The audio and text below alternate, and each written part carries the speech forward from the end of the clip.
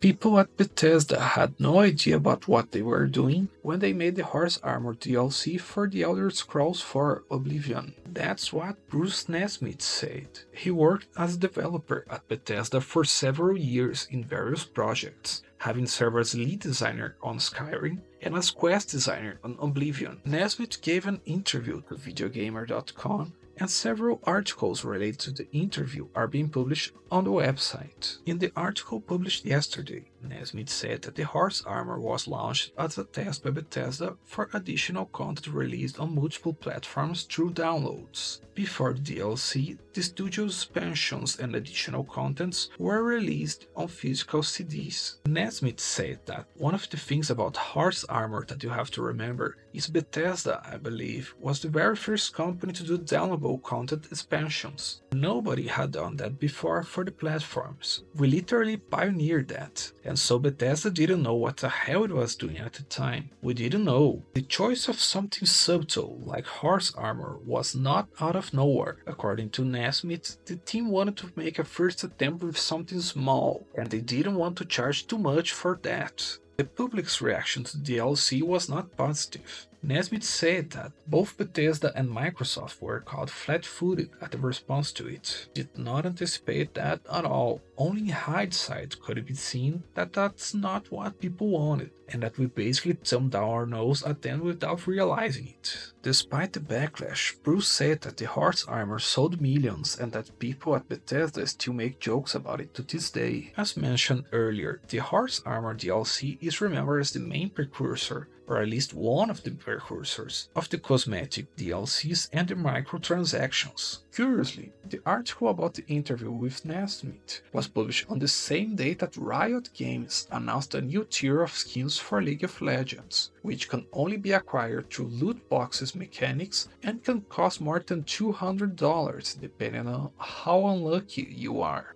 The legacy of the Horse Armor still goes on. Anyway, that's what I had to tell. Thank you for watching, I see you next time.